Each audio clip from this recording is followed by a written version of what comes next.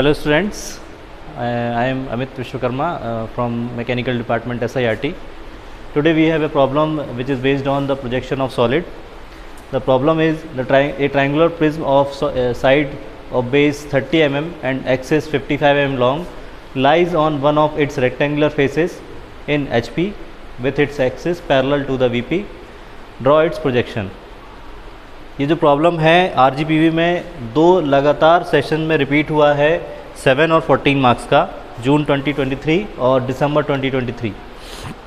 तो जैसा क्वेश्चन में हम देखते हैं कि सॉलिड का टाइप दिया है ट्रायंगुलर प्रिज्म, तो हमारे पास ट्रायंगुलर प्रिज्म है ये है, और ट्रायंगुलर प्रिज्म को हम डिफरेंशिएट ऐसे करते हैं जो उसका बेस का शेप होगा उसके अकॉर्डिंग हम किसी सॉलिड को डिफाइन करते हैं। तो यहाँ हम देखते हैं सॉलिड में ये वाला फेस इसका ट्रायंगुलर फेस है और रिमेनिंग फेसेस रेक्टेंगुलर फेस है, तो ये हम कहेंगे कि ये एक तरह का ट्रायंगुलर प्रिज्म है।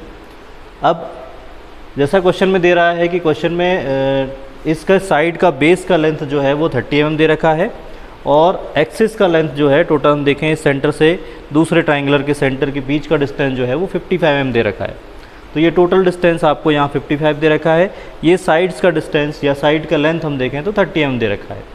अब दूसरी बात करें यहाँ पोजीशन की, सॉलिड का पोजीशन क्या है, तो सॉलिड का पोजीशन मैंने यहाँ आगे दे रखा है long lies on one of its rectangular faces. तो हम देख रहे हैं यहाँ पर, यहाँ टोटल ट्रायंगुलर प्रिज्म में हम देखते हैं कि टोटल 3 रेक्टेंगुलर फेसेस होते हैं। तो 3 रेक्टेंगुलर फेसेस के अलॉन्ग ये HP पर इस तरह से लाई कर रहा है। अब यहाँ इस केस में हम देख रहे हैं कि मान लीजिए मैं इस बोर्ड को वर्टिकल प्लेन मान लेता हूँ और फ्लोर को मैं अपना हॉरिजॉन्टल प्लेन मान लेता हूँ। तो इस केस में ये मान लेता हूँ कि ये पोजीशन जो होगी आपके ट्रायंगुलर प्रिज्म की तो इस तरह से होगी, क्योंकि यहाँ एक्सिस पैरेलल टू VP भी लिखा हुआ है। तो इसी पोजीशन में हम कहेंगे कि इसका जो एक्सिस है वो इस बोर्ड या VP के पैरेलल होगा। इस केस में हम देखेंगे तो यहाँ इस केस में यहाँ ये जो सॉलिड है इसका जो एक्सिस है वो VP के परपेंडिकुलर होगा लेकिन HP के पैरेलल होगा। लेकिन इस केस में हम देखेंगे कि ये VP से भी पैरेलल है और HP से भी पैरेलल है। तो हम इस केस में सबसे पहले हम यहाँ जो मेथड है वो यूज़ कर रहे हैं। तो पहले हम क्या बना रहे हैं, इसका बेस का शेप बनाएंगे यहाँ पर जो ट्रायंगुलर फेस है और जो डायमेंशन दिए उसके अकॉर्डिंग। देन आफ्टर हम उसके साइड व्यू पे जाएंगे जो कुछ इस तरह से बनेगा यहाँ पर। देन आफ्टर हम उसके टॉप व्यू पे जाएंगे जो XY लाइन के हम नीचे बनाएंगे जब हमारा ट्रायंगुलर प्रिज्म कुछ इस तरह से रोटेट हो जाएगा। तो जैसा आप देख पा रहे हैं ये हमने इसका साइड व्यू ड्रॉ कर लिया है इसकी डायमेंशंस के अकॉर्डिंग 30 mm जो कि HP पर लाई कर रहा है।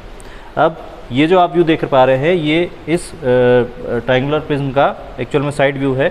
अब हम इसे रोटेट करेंगे इस तरह से। तो जैसे आप देख रहे हैं मैंने नेमिंग की है A1 B1 C1 ये हमारे इस ट्रायंगुलर प्रिज्म के फ्रंट एंगल के पॉइंट्स हैं।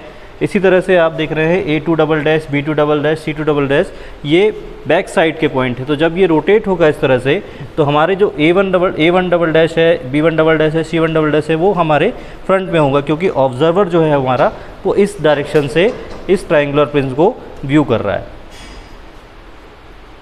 तो यहाँ हमने इस ट्रायंगुलर प्रिज्म का ये साइड व्यू बनाया है ट्रायंगुलर फेस का, जिसका हर एक साइड 30 mm का है और इस पर हमने इसका एक्सेस मार्क किया है। तो एक्सेस मार्किंग के लिए हम ये करते हैं कि जो फ्रंट ये एज है इसके सामने का जो कॉर्नर है इस एज का मिड पॉइंट और इस कॉर्नर को हम मैच करते हुए लाइन ड्रॉ करते हैं। तो यहाँ जहाँ भी ये सारे तीनों कॉर्नर्स के पॉइंट्स मैच होते हैं उस पॉइंट से हमारा इस ट्रायंगुलर प्रिज्म का एक्सेस पास होता है। एक्सेस का हम प्रोजेक्टर हम यहाँ इसके फ्रंट व्यू में लाए हैं और फ्रंट व्यू में हमने ये एक्सेस को ड्रॉ किया है। यहाँ लेंथ आप देख रहे हैं कि एक्सिस का लेंथ 55 mm दे रखा, तो हमने यहाँ पर 55 mm का इसका फ्रंट व्यू ड्रॉ कर लिया है। अब नीचे हम क्या कर रहे हैं, इसका टॉप व्यू ड्रॉ करने जा रहे हैं। इसलिए हमने क्या किया है, ये जो फ्रंट व्यू है इसके तीनों पॉइंट्स के projector point A, point B और पॉइंट C के प्रोजेक्टर्स हम 3 प्रोजेक्टर्स लाए हैं। सेम ये वाले प्रोजेक्टर्स भी हम जो है वो एक्सिस के वर्टिकली।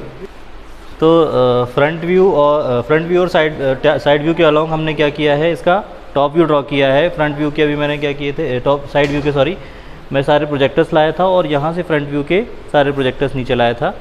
हर एक पॉइंट को ट्रेस किया, जैसे सपोज़ A1 का प्रोजेक्टर यहाँ जा रहा है तो A1 का प्रोजेक्टर जहाँ भी ये क्रॉस करेगा उस पॉइंट को हम A1 दे देंगे। उसी तरह से B1 C1 A2 B2 C2। तो ये इसका टॉप व्यू बन जाएगा। ये सिंपल सा प्रॉब्लम है, इसे हम दूसरी मेथड से भी कर सकते थे। RGPV में रिपीटेड क्वेश्चन है।